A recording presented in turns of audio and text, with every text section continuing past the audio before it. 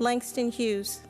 In the time of silver rain, the earth puts forth new life again. Green grasses grow and flowers lift their heads. All the plain the wonder spreads of life, of life, of life. In the time of silver rain, the butterflies lift silken wings to catch a rainbow cry. And trees put forth new leaves to sing in joy beneath the sky. As down the roadway, passing, boys and girls go singing too. In the time of silver rain, when spring and life are new.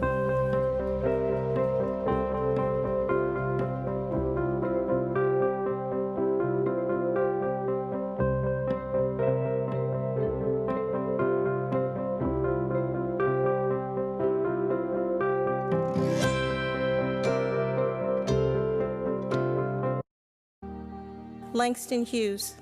In the time of silver rain, the earth puts forth new life again. Green grasses grow and flowers lift their heads, and over all the plain the wonder spreads of life, of life, of life. In the time of silver rain, the butterflies lift silken wings to catch a rainbow cry. And trees put forth new leaves to sing in joy beneath the sky. As down the roadway, passing, boys and girls go singing too. In the time of silver rain, when spring and life are new. Good morning. Welcome to the home of the Calgary Unitarians. Whoever you are, whomever you love, wherever you are on your journey of faith or search for meaning, welcome. If you're visiting for the first time or the first time in a long time, know that we are grateful to have you with us. We come together in beloved community to grow in wisdom, welcome and deepen relationships, and act for a just and sustainable world. My name is Jim Washbrook, a new member to the board, and I use the pronouns he and him.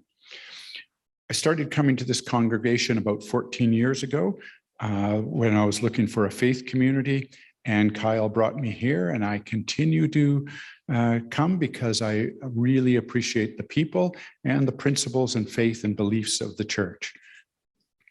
Please join us after the service for a virtual coffee hour where we meet small breakout rooms and get a chance to socialize or hear. Now, wherever we are, let us remember and acknowledge the traditional territories and languages of all whose ancestors were here before us. We recognize our responsibility to be stewards of this land and acknowledge that we do so in cooperation with the people of the Blackfoot Confederacy of Southern Alberta, comprised of the Siksika, Piikani, and Kainai First Nations, as well as the Dene First Nation band, Tsuut'ina, and the Nakota First Nation, also known as the Stoney. Alberta's Nakota First Nation is comprised of three bands: Bearspaw, Chiniki, and Wesley. Mohkinstsis, the Blackfoot word for what is now known as Calgary, City of Calgary, is also the home of the Métis Nation of Alberta, Region 3. In offering the land acknowledgement, we honor those who have long been her stewards and accept her shared responsibility for being good caretakers. We acknowledge that Treaty 7, signed September 22nd, 1877, was entered into as a collaboration between settlers and Indigenous peoples, making us all treaty people. Good morning. I'm Reverend Shelley Thompson. My pronouns are she, her, and I am delighted to be the interim minister here at Calgary Unitarians. Welcome to everyone this morning, whether you're here in person or joining us online. Now's the time when we rise in body or spirit and we wave at everybody on Zoom and we greet our neighbors here in the hall. Good morning, everybody. We love you. Hi. Good morning. Good morning.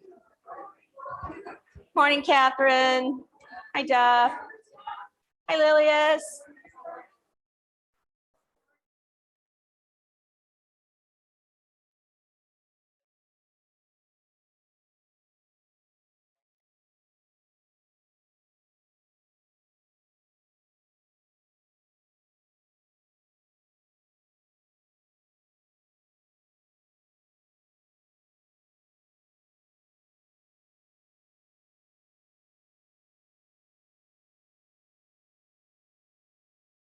Good morning, everybody. Good morning. Good morning. It's so wonderful to be together. I want to remind you that I can't believe it's already June. Can you believe this? This is the month where we are celebrating blessings. And next week, we get to celebrate blessings in worship. And then a taste of cabaret is coming. Woo!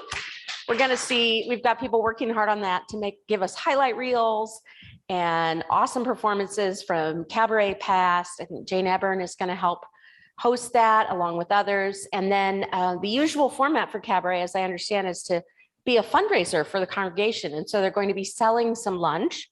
So if you want to bring a little extra lunch money and help us out in that way, that'll give us just that little bit of boost to our music department that's hanging in there. We're hanging tough in Jane's absence, and it'll also be a time to celebrate and honor all of her fabulous leadership over the years. So I hope you can stay next Sunday for a taste of cabaret. I'm really excited about it. And then the 19th is our solstice celebration on Father's Day, and that will be our last regular worship of the season, and we'll transition into our Zoom worship for summer. And that starts on the 26th of June with the General Assembly in Portland. I'll be happy to wave at you from Portland. They have a wonderful worship service at the end of General Assembly every year. It's not to be missed. So that'll be our first Sunday of the summer season. And then we're joining 4 other congregations in our Western region here to get to know our UU neighbors and friends in a worship collaborative. So we're going to participate. We're going to host some Zoom worship for the collaborative, and they're going to host in turn. So we'll share those links. We're going to continue e-news throughout the summer. So you'll have your Zoom links.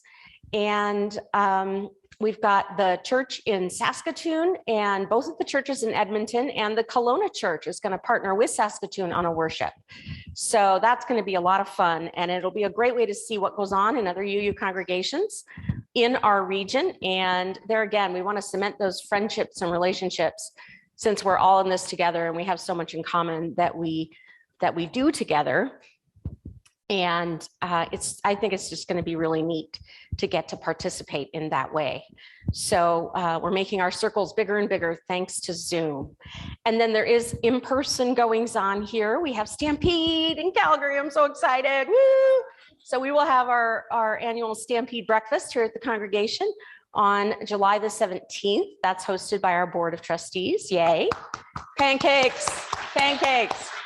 And we just learned, actually, we were investigating the schedule, and there is an enormous powwow coming to Calgary Stampede this year. So it's Tuesday, Wednesday, Thursday, the 12th, 13th, 14th, I think, are the dates. And so we're encouraging on that Thursday for what we would normally have as our CU Fridays. We would love for people to go as a group of Calgary Unitarians and experience powwow and see the amazing regalia and honor our connections and our partnerships, and just really have a fantastic experience with our First Nations relations there at that powwow. We are invited to watch respectfully and learn and grow together in that way. So I hope a group of us can go together to powwow. That's a wonderful opportunity.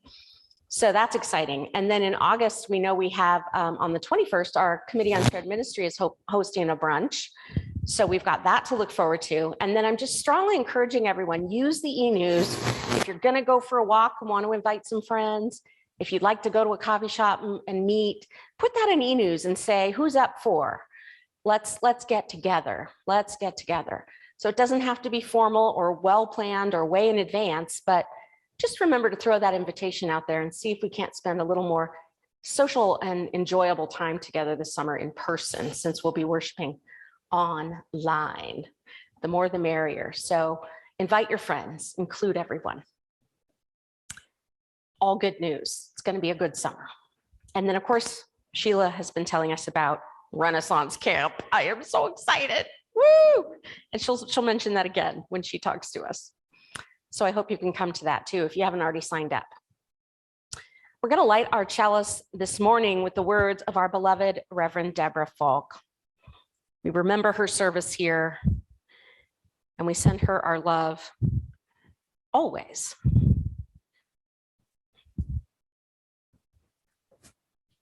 We're going to take our children's chalice with us to Wickenden later. Our fabulous rainbow chalice that I love so much.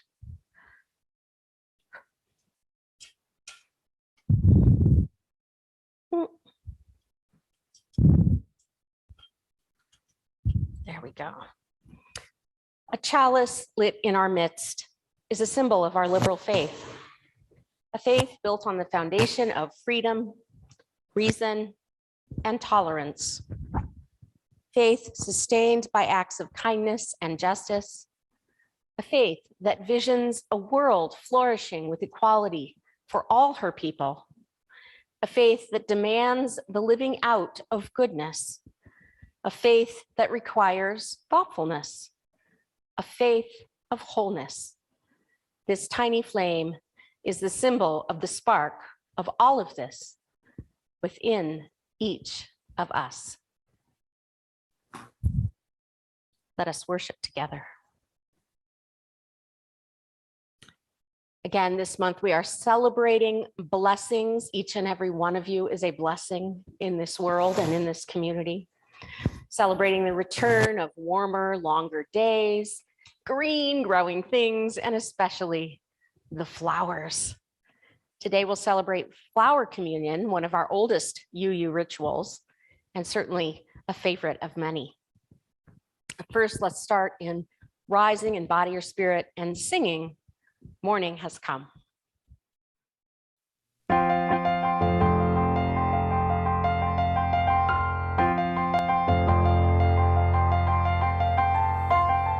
Morning has come, arise and greet the day.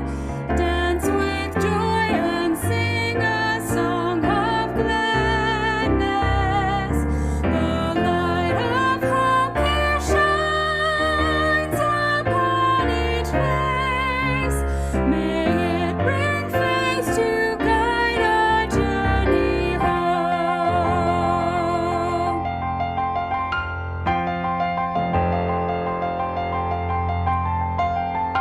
A new day dawns, once more the gift is give.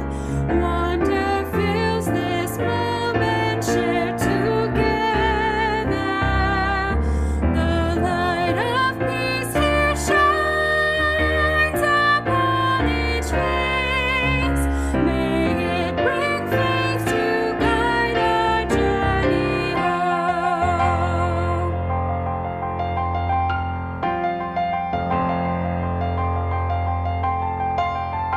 Open our eyes to see that life abounds. Open hearts to welcome it among us. The light of love here shines upon each face. May it bring faith to guide our journey home.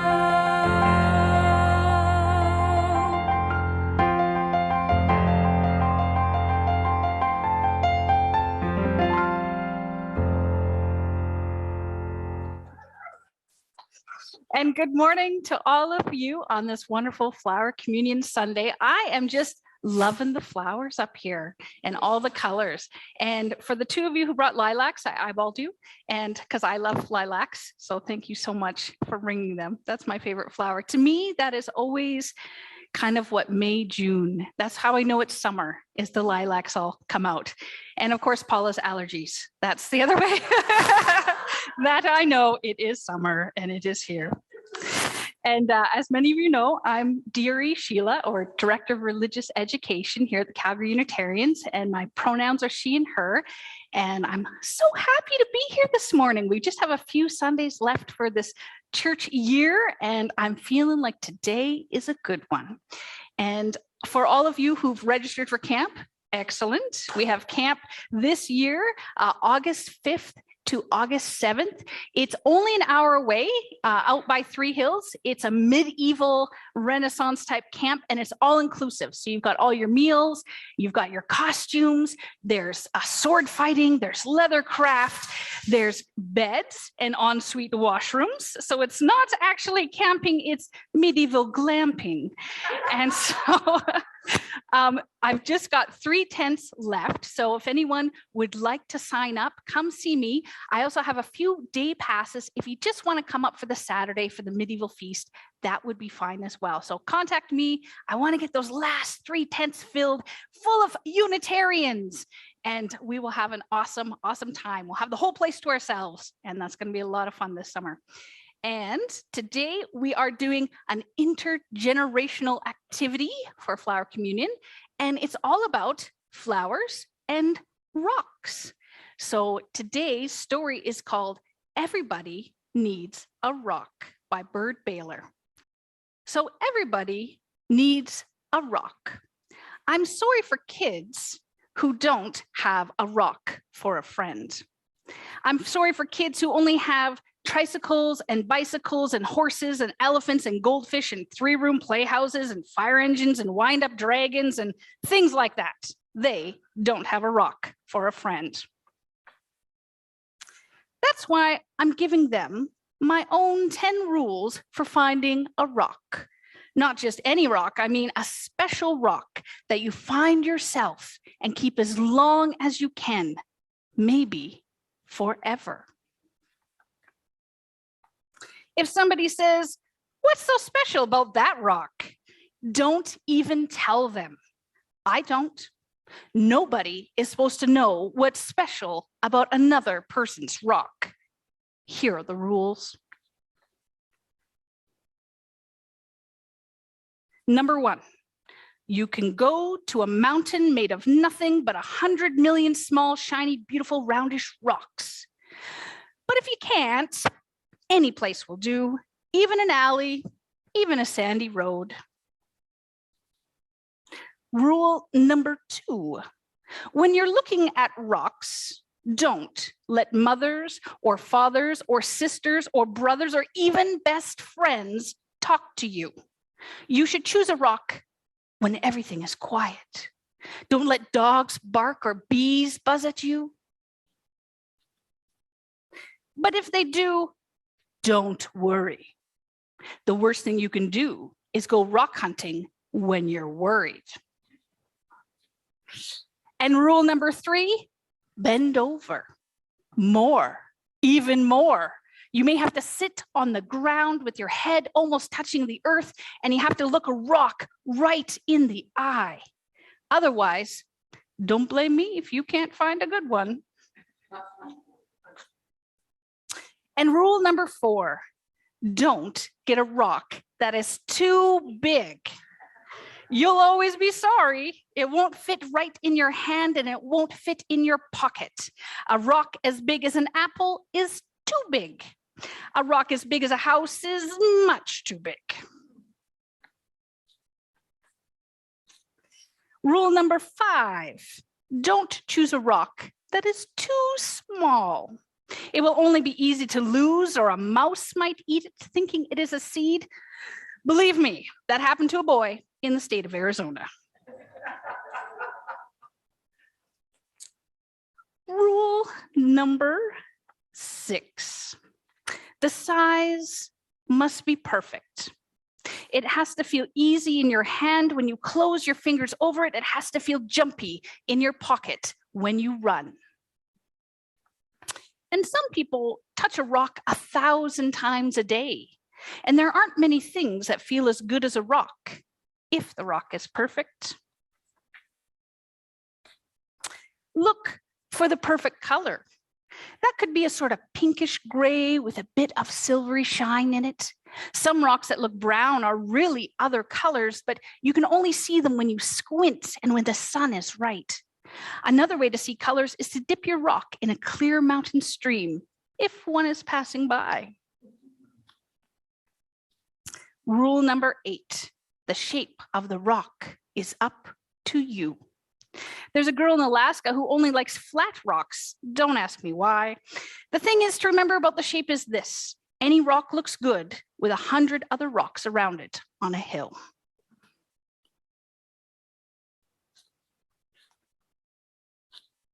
Rule number 9, always sniff a rock. Rocks have their own smells. Some kids can tell by sniffing whether a rock came from the middle of the earth or from an ocean or from a mountain where the wind and sun touched it every day for millions of years. You'll find grown-ups can't tell these things. Too bad for them. They just can't smell the way we kids can. Number 10. Don't ask anyone to help you choose.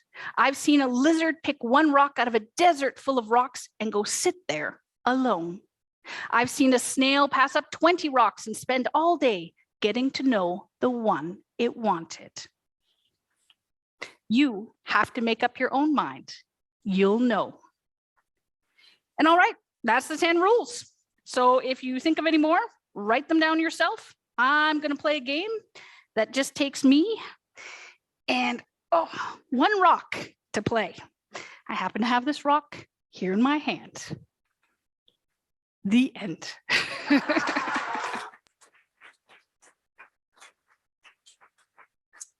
And as I've been mentioning, today is a very special day, and we're gonna go all find our own special rocks out in Wickenden today. So I have many rocks that I have spent eons discovering, climbing mountains, into trenches, in the ocean, bringing back for all of you. Or I went to Michael's, but there are many rocks with varied history out there. So you'll get a chance to paint them and make them your own, because everybody needs a rock. And now Reverend Shelley has a story to share about our cherished summer ritual, flower communion. I love that story.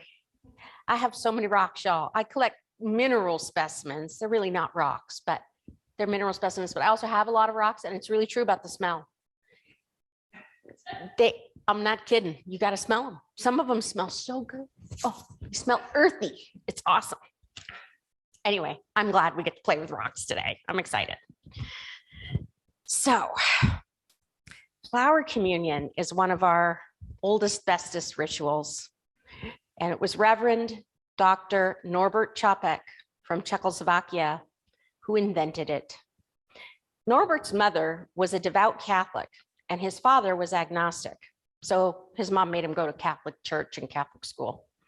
And he became an acolyte thinking he might become a priest when he was 10 in 1890 at St. Martin's Catholic Cathedral.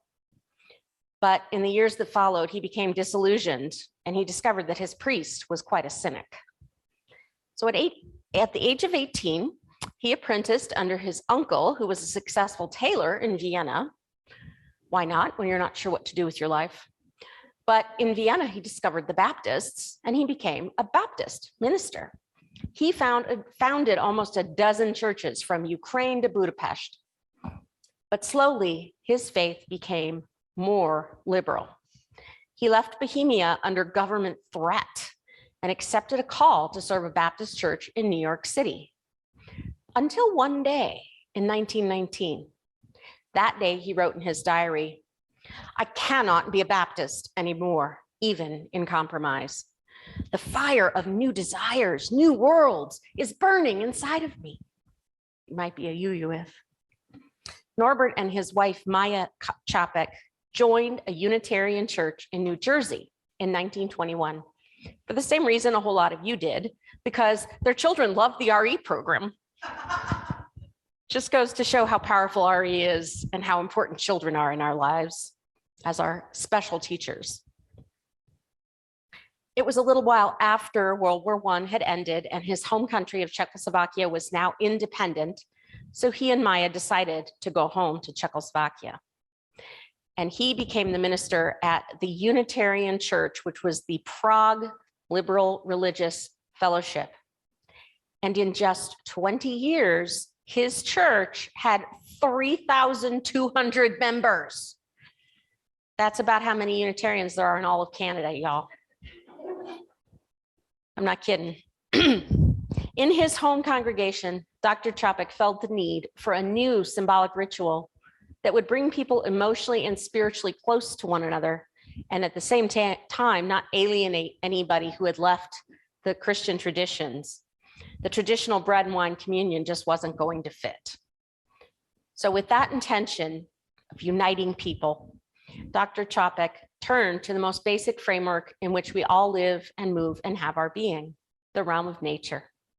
He chose a simple representative of nature, the flower, to be the central symbol for communion of people with nature, with one another, and with the life-sustaining spirit of life. In 1923, on June 4th, 99 years ago yesterday, he held the first flower communion. The flower communion was brought to the United States in 1940 and introduced to the members of our Cambridge, Massachusetts church by Maya, Dr. Chopik's wife, who had come to the States during the war. Dr. Chopik stayed with his congregation in Prague. He didn't want to leave them behind. From this beginning, the service has spread to many of our UU churches and has been celebrated over and over again. Sadly, Dr. Chopik was taken to Dachau by the Nazis, and he even held a flower communion service in the Dachau concentration camp, whatever they could find, any weeds, any dandelions, in defiance. He wanted to bring beauty and life-affirming ritual to those last days of his life. And he did not make it out of there. So in part, we honor him and his legacy of religious liberalism and freedom when we participate in flower communion today.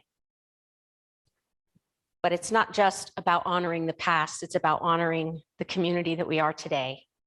The ritual he created was simple, and as many of us have done many times, we bring flowers, we place it in our vases, and the vases symbolize the container of community. We become one together, just like all of the flowers come together to make beautiful bouquets. And in a moment, we're going to consecrate or identify for a special purpose and bless and acknowledge these gifts of nature. And then you will prayerfully choose and take a flower that you did not bring in a ritual of giving and receiving. Flowers are a symbol of diversity, the free gifts of nature, the power of life, the beauty of the world, and nature's quiet and faithful dignity.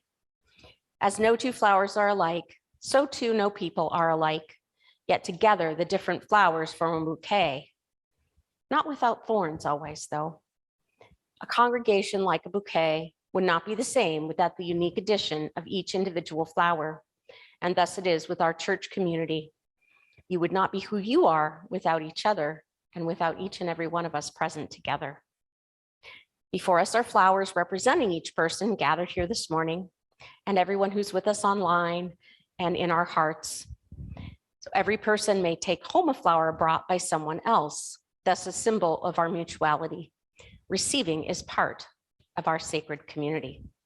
And I would like to thank all the UU ministers over the years who have collectively crafted these words. They're not all mine. I've blended and mixed and adapted them from many, many sources. We will share the words of Dr. Chopik. He wrote a blessing or a consecration for the flowers. So it's adapted from Czech and it's modernized with some updated language and phrasing. So I ask you all to join me in the spirit of blessing these beautiful flowers and this community and one another. In the name of the infinite spirit of life, which sends us these flowers as messengers of friendship and love, we bless these flowers. May they remind us, amid diversities of knowledge and gifts, to be one in desire and affection and devotion to the highest good. May we cherish friendship as life's most precious gift. May we realize that whatever we can do, great or small, the efforts of all of us are needed to do the work of love and justice in this world. In the name of the providence which implants in the heart of the seed the future of the flowers, and which implants in our hearts the unrest which will not be quenched till people live lovingly with each other. We bless these flowers. In the name of the highest, in which we move and take our being, and in the name of the deepest, which makes each individual uniquely who they are, we bless these flowers.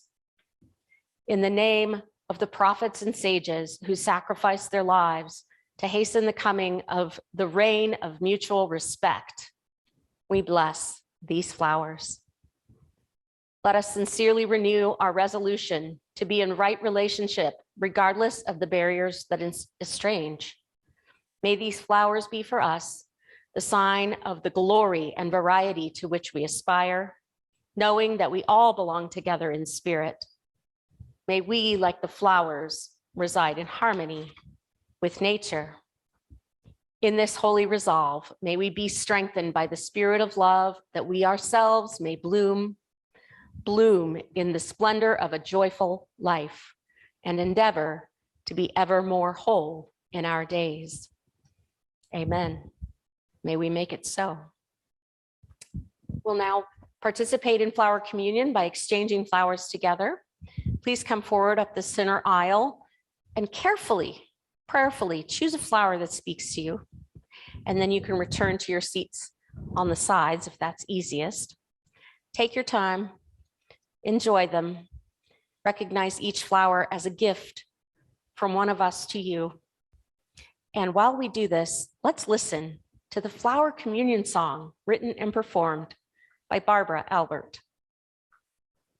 And if you need to have a flower brought to you, we'd be happy to do that. Just raise your hand. I'll give you a flower to help you remember the year that's gone by and the visions we've shared. And I'll take a flower so I can look forward to meeting next autumn. I hope you'll be there. But none of these flowers will last through the summer till the time we're together and sharing again. When we pool all the waters that we have collected and share with each other the places we've been. We've gathered these flowers from all of our members to help us remember what we have held dear and keep us through summer wherever we travel, returning in autumn from far and from near. I'll give you a flower to help you remember the year that's gone by and the visions we've shared. And I'll take a flower so I can look forward to meeting next autumn. I hope you'll be there.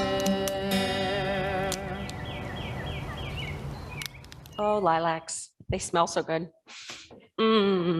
Thank you all. And we'll bring all these flowers into the other room. So before we go, you'll all have to pick more flowers to take home with you because we want to enjoy them while they last. And everybody looks so pretty. Hold up your flowers. Oh, it's so beautiful. We're a garden. We're a garden. Aren't we wonderful? I love it. Good stuff. Now is the time we honor and gratefully receive the financial support that sustains this congregation and its mission. It's through the hard work and generosity of our members and friends that we're able to continue to build beloved community. And in this technological age, there are so many ways to give. And we heartily thank all of you who make regular online donations through AutoPay, through eCheck, all of the various means that are going to appear shortly on our screen. And any form of financial contribution helps us carry forth our mission and be of service to one another and this world around us. So there are envelopes available if you have an in-person donation you'd like to make, and information on our slide that lets us choose what way is going to work best for you. Our 4 others this month is Skipping Stone. Skipping Stone leads the way in providing affirming care to trans and gender diverse youth, adults, and families. They tell us about themselves on their website. They say, we offer a welcoming, positive, and judgment-free space for anyone who identifies as trans, transgender, non-binary, or gender diverse, as well as those questioning, exploring, or looking to affirm their gender identity or expression.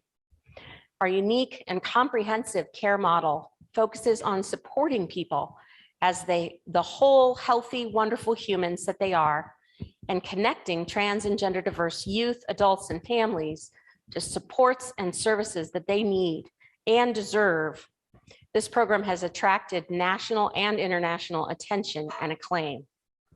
Through a client-centered collaborative approach, we empower individuals to achieve their goals by assembling a support team tailored specifically to them. The teams might include a community team member, peer mentor, coach, social worker, mental health and healthcare professionals, and more. Skipping Stone's also the parent organization for the Trans Affirming Network, which is a group of businesses with the shared value and commitment to creating these spaces for trans and gender diverse folks throughout Calgary. Please remember, we only have 3 Sundays this month to collect for Skipping Stone in our Sunday worship. And of course, you can always use our online donation portal anytime you wish. We are going to be participating with Skipping Stone in the Pride Parade and festivities that are coming up in September. We are hoping to form our own Pride team, parade team, reform, I should say. We've had this in the past, and we get to have a real live parade this year. So we're looking forward to it. And we're thinking maybe if we have a pickup truck or something people can ride in, we could even have a little float, and more people would have access to be able to be in the parade for those who can't walk around in that hot summer sun. So if you'd like to participate in that, please let me know. And we are getting that act together. And the Affirming Network is sponsoring a booth at the parade. And if we join in sponsorship with them, they may just let us have a little corner to pass out a little bit of information and share the news of Unitarian Universalism as well. Your gifts will now be gratefully received. And please join me in singing Spirit of Life.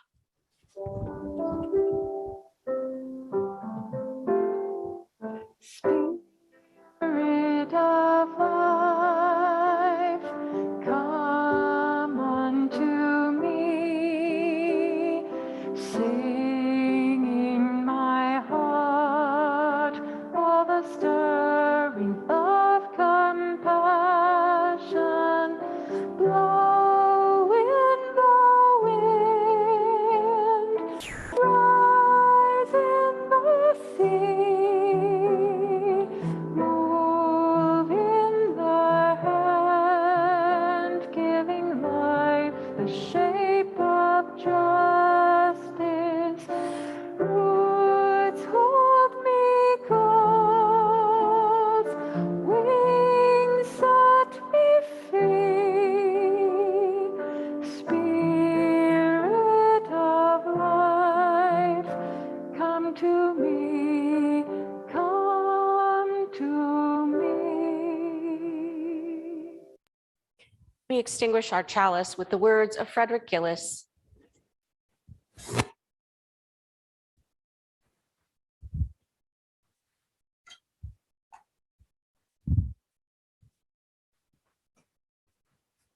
May the love which overcomes all differences, which heals all wounds, which puts flight to all fears, which reconciles those who are separated, be in us and among us now and always. Amen. May we make it so. Again, for those of you online, please join our online coffee chat and spend some time visiting and getting to know one another. And we're going to put that link and slide up here for you shortly. We're not going to sing a closing hymn because we're not done yet. We're going to go on over into Wickenden and choose rocks and paint them, and it's going to be a great deal of fun. So please rise when you are ready and able, and let's have a parade of flowers into Wickenden. And if you'd like to help me carry flowers, we're going to bring the vases in with us so we can continue to enjoy these. Happy Flower Communion, everyone.